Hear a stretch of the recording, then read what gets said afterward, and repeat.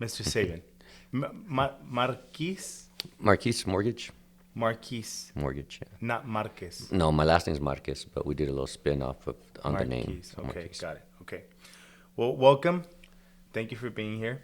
Um, Tell us about your background.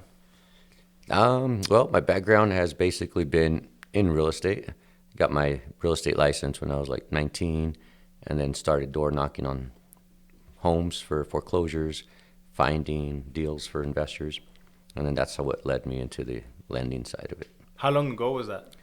Uh, could have been about 23 years ago. Oh, wow. So it was when real estate was actually a business. Now it's. Yeah, it was good. I mean, it's been good since then, but And you do real estate only, like when it comes to hard money, do you only do it with real estate? Do you do personal loans or? no, just real estate loans, all backed by real estate first lien mortgages only. Okay. And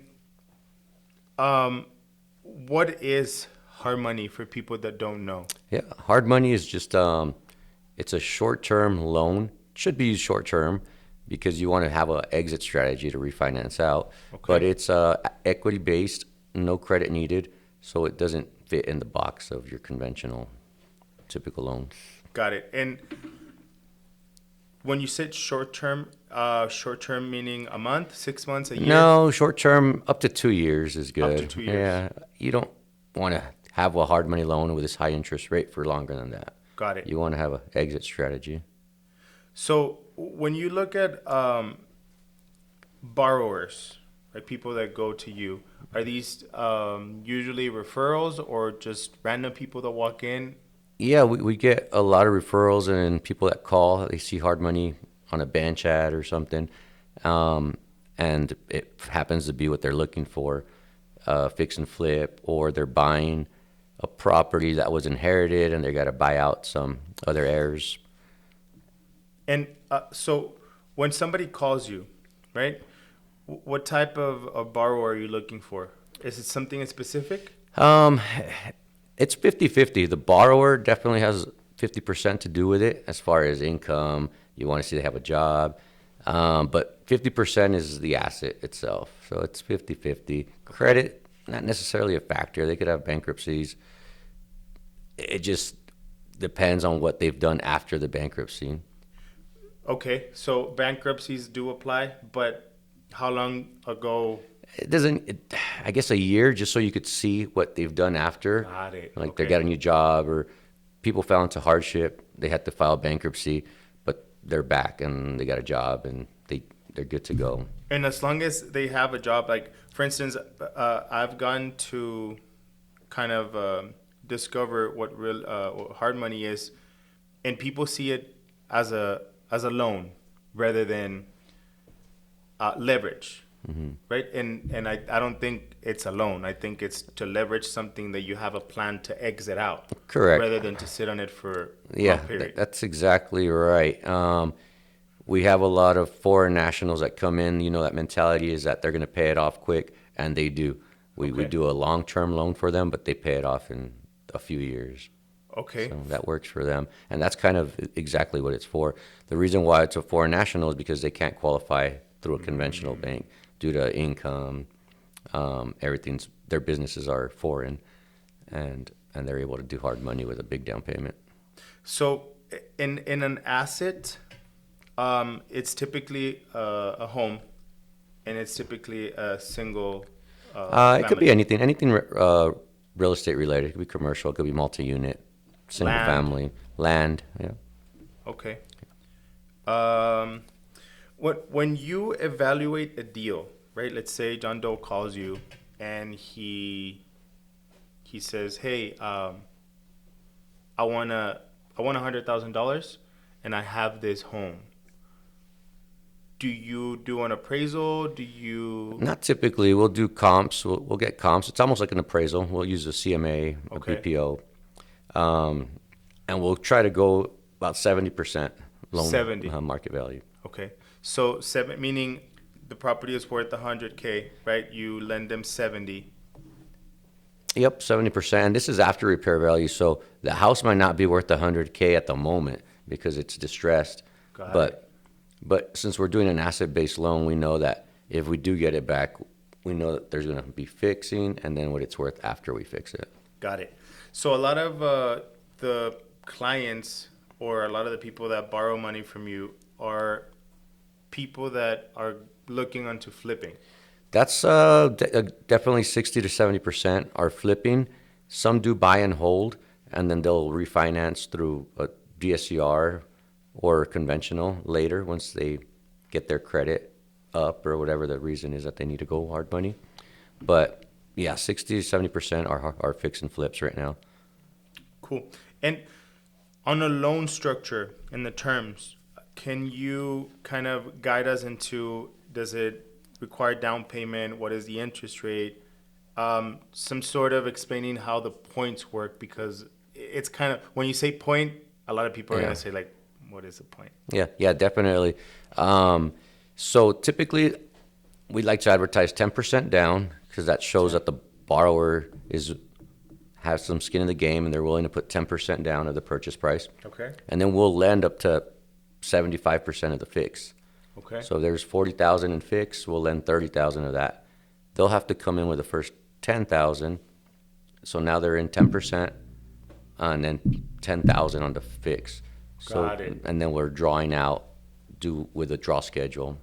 So with the you fix. would require for somebody that's looking out to do their first flip, and they want to get some information, or they'll be watching this video and they kind of want to go to where, okay, how do I do it? Do I take you the property, and then based on the property, you require them to take you the deal and also an estimate of the repairs and a working schedule, or what do you typically? Yeah, I mean, initially we get a lot of calls and they just want a scenario, a fee worksheet Yes. is basically what we do. So I don't even need an address. A lot of times people are a little weary, oh, I don't want to give them the address. Maybe they don't have it under contract, or maybe they're just talking to the assigner, the wholesaler, or the owner, whoever. So I don't make them uncomfortable. I don't need the address. Okay. I just, whoever's guiding you, or what do you think it's worth, ARV, how much repairs, and what are you paying for it? Send them a worksheet, and then that worksheet is only as good as the contract once they send it. Now, Yes. if their values were off, well, then that's going to change the numbers on the worksheet. Typically, we'll do any deal. We don't say no, but the down payment is what's going to be higher if the Okay. deal doesn't work. So, okay, the down payment is higher because you're lending 70% on the value of the property. Correct. So if you didn't calculate it correctly and it comes to that the CMAs didn't, That's absolutely correct. I mean, sometimes, and I hope it sells for 200 a square foot, 220 a square Yes. foot. Good for you. But we go on the conservative side. We'll probably go Yes. 180, 175, or whatever, depending on the area, of course. But that's kind of how we do it to determine. what value. documentation do you ask for these borrowers? If you're a repeat borrower, we don't ask for anything. Okay. If it's the first time, we'll probably ask for some check stubs and a tax return just to see that you did file. And it doesn't really matter what the amount is. It's just that you have income. Okay. And do they have to do like an application or something? Once it gets after the fee worksheet, yeah, the applications is an online link. It's very Got it. simple. Once we get that back, it kind of shows us that there's interest. They took the 5-10 minutes to fill out an online application, and then from there, they send the documents. So it's a little bit more IDs. qualified. Exactly. Now it's real, and they're serious about it. What is typically the speed and the process time? I'd say 7 to 10 days. 7 to 10 days. I always say 2 days after title's ready. Got it. So, because sometimes there's heirs and there's brothers and sisters, and so it's kind of hard to determine on those deals. But 2 days after title's ready, that's just for doc prep and closing. And is there anything that a borrower can do to help the deal close faster? Not really. I mean, just give me their docs, their stuff in time quicker, which is just their ID, their social, their LLC docs, insurance if they have their preferred insurance agent. But that's all we really ask for. The title company takes care of the title work, the survey. And When it comes to lending on a property, let's say John Doe has a property that is owned by the mother. He's going through some hardship, right? And he wants a loan. He wants some equity loan on that property. Would you do those? We do. We just in Texas, you can't cash out of a primary home loan with a hard money loan. You have to do a Texas A6, which is a conventional loan. Got it. But if it's an investment, yes, we'll cash out of investment or land or commercial buildings. And investment, this means that it must be used for investment purposes or not their homestead. Exactly, just not their homestead. They Got have it. to have a homestead. Okay. So if John Doe wants to use mom's property, but mom's living in it, it's not going to be feasible. Yeah, can't happen. Got it. Okay. And this is due to the Texas law. Correct. Okay. How do you manage the risk? What do the borrower needs to understand as they're walking into a hard money loan? Yeah, we don't do zero down, zero everything, where we roll everything in. We don't do that at all. I mean, that kind of manages our risk.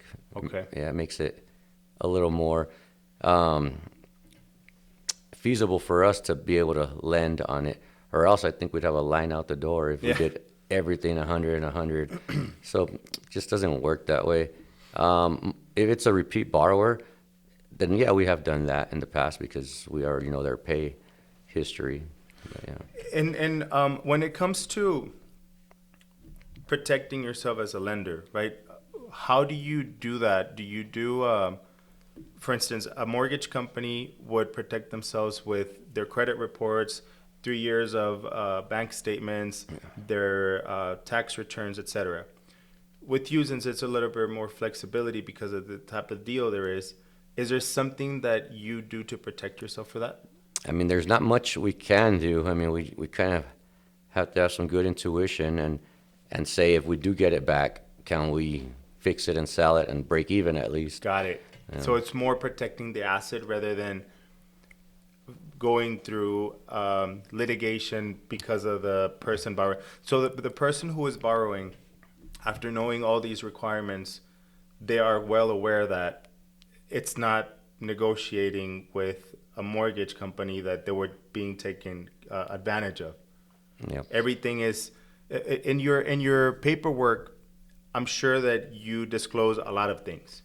What are some of those documents that you have to disclose for them to know that it's not that you didn't know, you just didn't read it? Yeah, so we do investment and commercial loans, basically. So once it's classified as investment or commercial, there's no protection for the consumer, basically. Got it. They could be 30 days late, and we can start the foreclosure process if that's the case that we never really do. We know our borrowers, and we know almost every single borrower. Even if they miss a payment, that's probably because they're already going to sell it. Yeah. And they're not making that payment because they are already requesting payoffs, and they're going to sell it. So it's not a big deal. Okay. It'd have to be. And so when a borrower, let's say they took the first step, right? They took you the property. You guys already lend on it. They already fix it, and now they're ready to sell it to the public. At the closing table, they're gonna be the ones signing, or are you gonna be signing? Nope, the sellers sign, and then the You only buyers have sign. first lien, which means you'll get your money out of the disbursement Correct. of the deal. Yep, we don't sign them anything anymore. Okay, so they're still the owner on paper. Correct. Once we do the loan, it's like a regular mortgage that would happen at a financial institution. Got it. And how do they make payments on these loans? We use a third-party escrow company. Okay, and is this like somebody that goes to the bank and pay their mortgage, or what's different from a regular mortgage No, payment? it's the same way. It is exactly like that. They go to the place of payment, and they get a receipt. They get their balance, how much went to principal, how much. They have an online portal. They can see the portal, see. Do these loans typically have a prepayment period, or no? No, we don't do prepayment penalties on our loan. Okay, so if they get a loan in a month and then they decide, or they can pay it off in 2 months, you're completely fine with that? Correct. Okay. What mistakes do you typically see in borrowers that are flipping their first house? Um, Maybe just not calculating the closing cost to buy and to sell and the holding cost. So Got it. I always try to tell them the closing cost, the holding cost, and the closing cost to sell. So when they're buying the house, I don't think anyone explains them Yes. the closing cost to sell, which is 8 to 10%, and that's a lot. That's all their profit if they're not factoring it in right. And when you say holding, I'm assuming you're referring to the period of time which they've owned the property that they have to cover for taxes Taxes, insurance, and the payment. Yeah. and the payment, which then now becomes a monthly responsibility rather than let me sell it and then I'll pay you. Like they have to be able to hold on to that as they're going through the project. Correct. Yep. So every month, and I always tell them to factor for 4 or 5 months because everyone says, "Oh, I'm going to do it in 30 days." It's not possible. I mean, it's possible, but it's not likely. Just because even if you do, you have to wait 90 days for it to go FHA. Now you're only limited to conventional and cash buyers. Correct. So good thing you brought that up. A lot of the new investors, a lot of people that are gonna want to take the route of maybe exploring this hard money thing. What do you see as the people that are walking into your office and it's gonna be their first time borrowing from you? What is that they're more scared of? Like, what is it that holds them back sometimes? And the first timers that they're not scared. They want to do it. They want to get it done.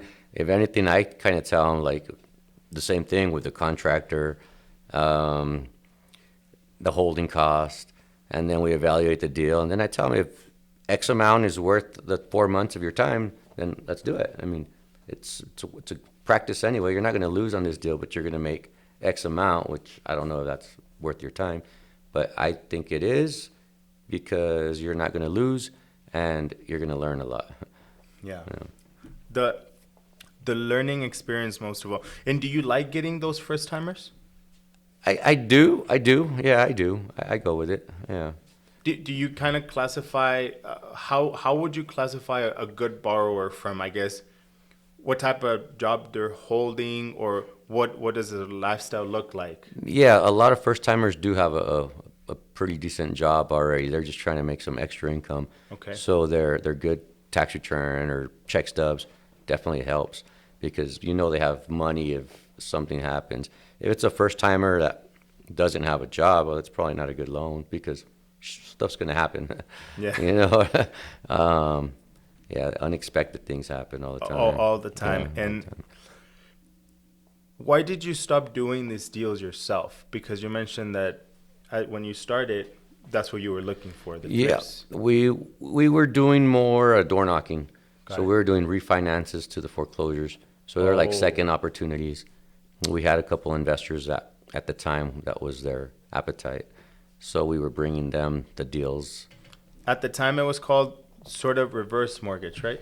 No. They're just they were foreclosures that they fell behind with their institutional lender. Got it. So we would door knock them. Of course, you had the We Buy Homes guys door Yes. knocking them too. But What is the difference between the eight two? out of 10 don't want to sell. They want to live in their home. Oh, got it. So you would give them We would some equity back, refinance. Not just refinance, just the whole deal. the whole deal. So they owed 60,000. You paid the bank off. Paid the bank, start off new at 68 because of closing costs or whatever. Got Their it. payment's probably even less than what it was because their initial payment came from the purchase price of 100,000. Okay. So now their payment is even less or the same, but they had another chance too. Okay. And does that still work today? Not really. It's a little bit, but we don't do too many of those. We'll take on 1 or 2 a month.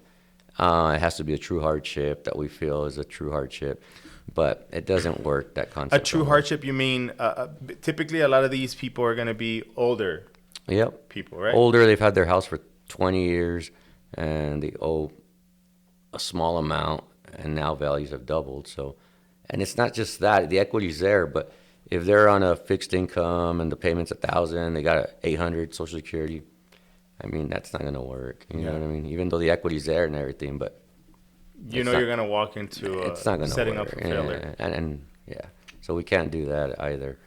So at that point, their best bet is to sell it to a We Buy Homes and get as much money as they could and go rent something. Yeah. So on how many clients do you have today? I mean, it fluctuates because we get a lot of payoffs because they're short-term loans. Got it. So it's fluctuating from loan-wise, from 100 to 120, just goes up and down, goes up and down.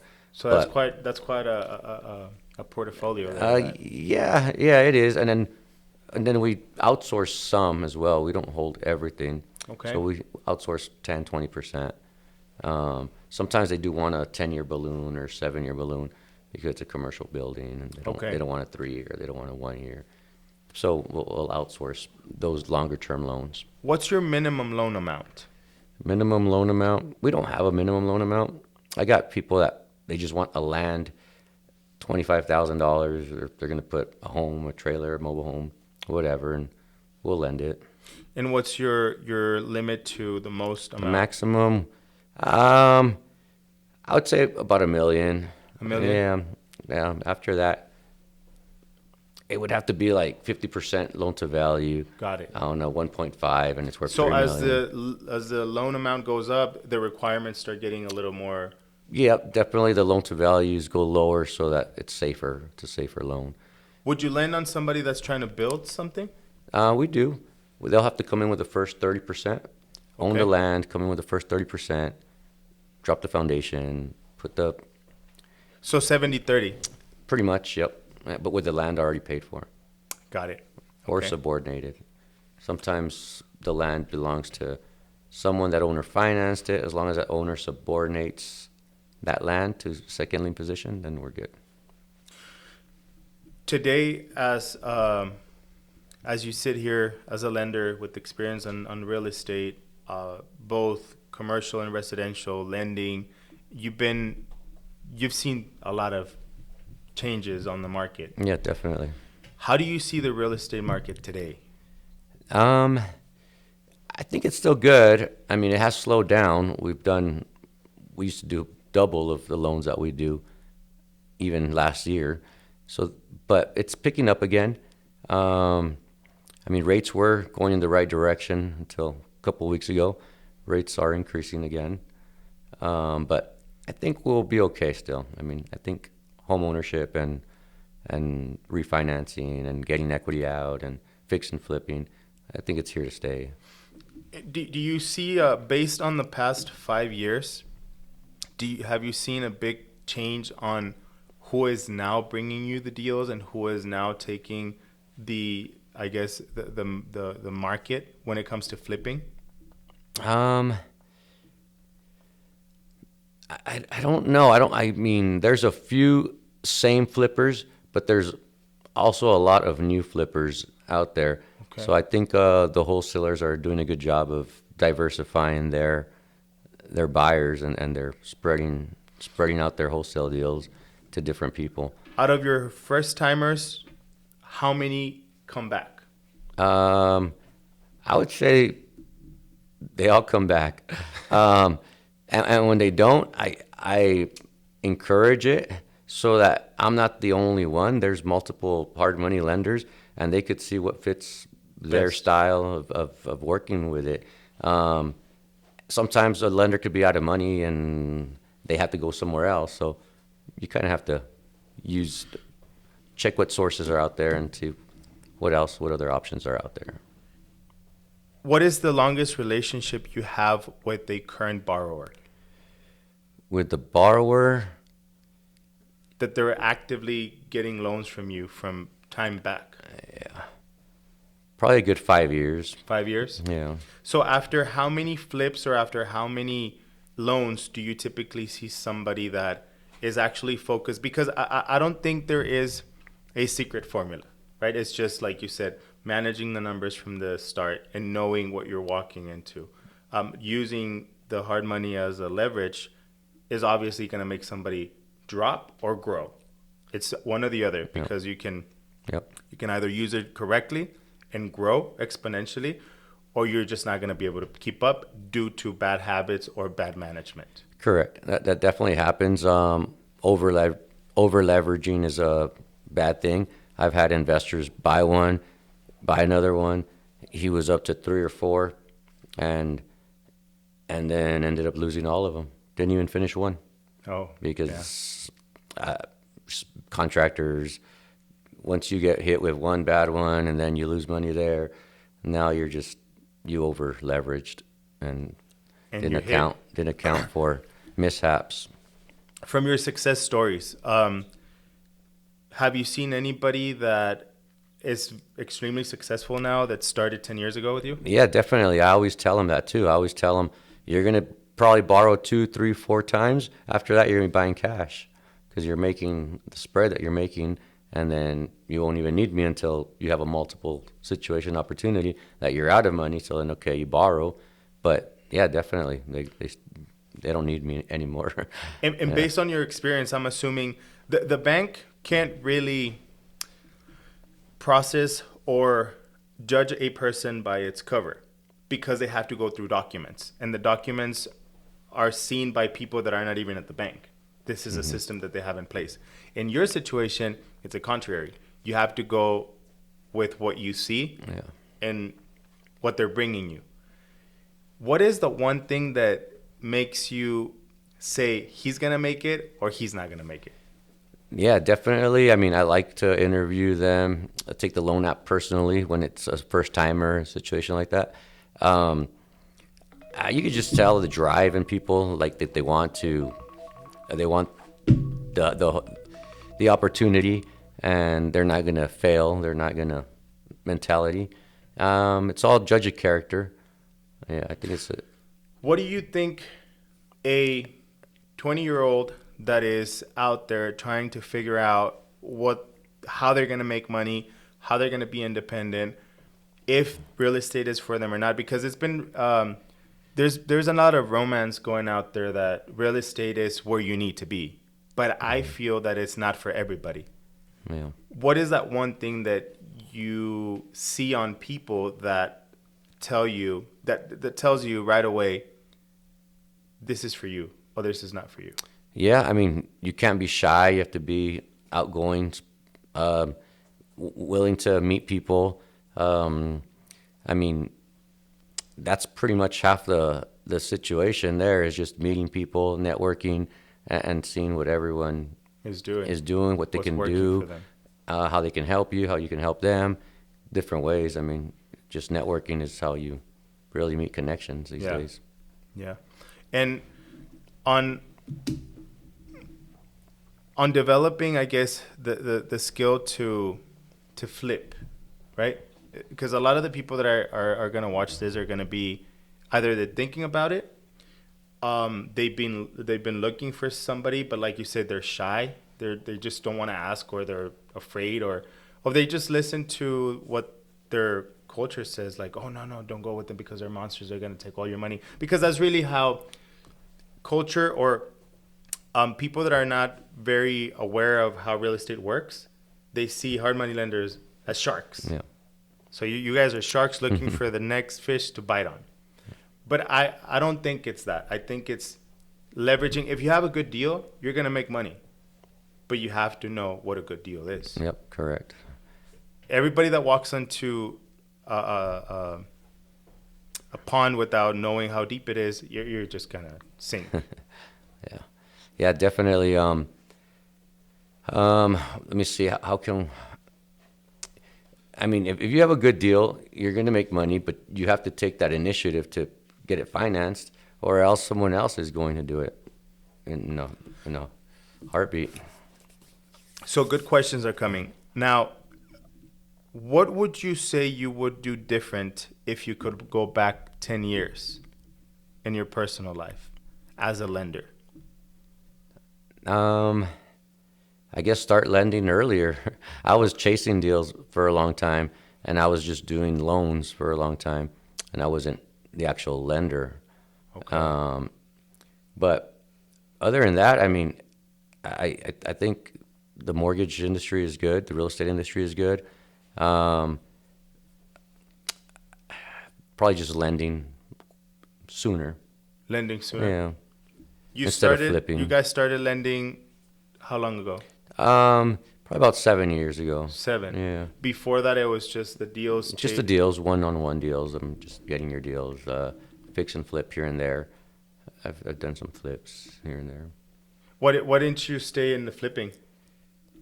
I just rather lend on it, but I'll flip here and there if the opportunity is do? good. If the opportunity comes to my desk and it's good, or I'll wholesale it at the same time. Okay. So I'm sure you have a network by now. You're pretty well known in the industry here in El Paso. And what would you say is different from you than the other lenders in town? I mean, I feel I'm pretty accessible. I mean, whether a phone call, text, or my office, I'm pretty much there every day. So I'm very accessible. I don't need an appointment. Okay. I'm not screened or. Okay. Yeah, you could just call me, visit. We'll go over some scenarios anytime. And somebody that's looking for money now, would you say there's still deals out there that people can go? Is there all the deals are taken by the wholesalers? How is the market looking now? No, there's always deals out there, definitely. Whatever your niche is to find them, whether it's divorces. I think foreclosures are probably the most looked at because it's the easiest list to get and niche to find, but there's other niches there. There's divorces, vacant properties. There's all kinds of ways you can Probates, get, et cetera, you et can cetera. get properties. If you could give a blueprint to a 20-year-old that is trying to make it in real estate, how would you tell them to start? Yep. I guess he would start with a mentor, a good mentor. You think that's very important? Yeah, definitely. A good mentor for even a month or two. Just shadow them and see how they talk to people, how they negotiate with people. Okay. Get them in the right mind, in the right lane to Pull the trigger. to pursue their deal themselves. Maybe even partner up with somebody. Okay. Partner To up with avoid them. having that whole responsibility at Yeah, once. partner up with someone like yourself or anybody that is mentoring them, and then they can work the deal together, see how it's done. Have you mentored somebody before? I've partnered up with a few people on deals just because they kept bringing deals, and what about this one? What about this one? They were just scared to pull the trigger. Okay, got and it. I was like, let's do it together and let's see what happens. And there were deals like break-even deals. Some we made money, some we broke even. But it was just a lesson for them so they can see. If they would have done it by themselves, they would have probably made money. But since Whether it was 50-50, there was $5,000, $10,000, they would have made some money. But at least now they know where the numbers need to be. now that you mentioned a amount, right? What should somebody that is trying to flip would be looking for as the perfect and safe amount to make? And that's a tough question. That's why earlier I was saying whatever they feel their time is worth. But I mean, you kind of want 15, 20% at least for your time because it's going to take 4 months. At least. At least. Okay. To fix, find a buyer and the loan process for the buyer. So now you're calculate 4 months of your time running to Home Depot, Lowe's every day, every night. And then factor in what that percentage is. 20, I mean, 15 to 15 20. to 20%. I think that's good enough. And of course, if you got one that you hit a home run here and there, great, right? But to keep the ball rolling, I think 15 to 20 is fair. It's fair. Okay. Do you think there's anything missing that you might want to share with people that want to explore the hard money industry? I mean, I just the perception, like you were saying, I think they just have to do a fee worksheet analysis. We can do that with them, and that way they could see what their true cost is and if there's money in the deal or not. And we're gonna probably go over everything that other people won't, which Not saying everyone doesn't, but maybe that person selling them the deal is only worried about the price of the house, right? Oh, I'm giving you this deal for 100,000 and it's worth 200. Okay, probably so. But now it needs 50 in work. That's holding cost of 4 months, closing cost and closing cost. So now we're at 180. Is that worth it? I mean, then at that the point, they can make up their decision if that's worth it. If it is, then they should move forward. So at the end of the day, everything that comes out on social media and on TV, it's not as beautiful as they make it look like. Like, oh, you're going to make 50, 100, 200. What's the most amount you've seen made on a deal that you lend on? I mean, I don't really see the end part. Okay. I just know they're successful because they keep coming back. Okay. Yeah, so I don't ask or I don't know what they sold Got it it. for. As long as they pay you off. Yeah, I mean, that's where I see the end result because they'll text me pictures and they'll show me the pictures of it and they look beautiful. Like, I'm like, wow, that's good work. But I don't know exactly how much they put into it to get it to that stage. So I don't know what the net profit is. But they keep doing it. We have some repeat customers that keep doing it, so I know they're making money, and it works out for everybody. We get our loan and our loan fees. They get their spread on the flip, and it keeps working out. That's how it works. Yeah. So I think pretty much we've covered everything that answers a lot of questions for people wondering about hard money. How can people contact you? My cell phone is probably the best bet. That's 915-920-7223. That's the best bet, phone or text. Do you do social media and We all do. that? We have Facebook and we have Instagram. Facebook is my name, Sabin Marquez, and then Hard Money. Instagram is TX Hard Money on Instagram. But yep. And everybody is welcome. You like you said, you don't really have any requirements other than the deal and looking at the numbers. And somewhat your income as far as the way you're able to afford this project. The income should be how much of the amount that they'll be paying. I don't even go by that route. Okay. Because I'm not even factoring your housing income and expenses and Got everything. it. Just as long as you got income, you're able to support this. Because everything should be fine.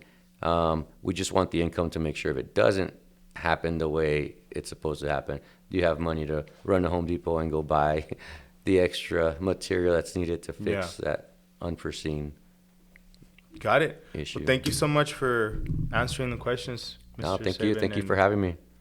And let's hope you get a lot of deals. Thank you.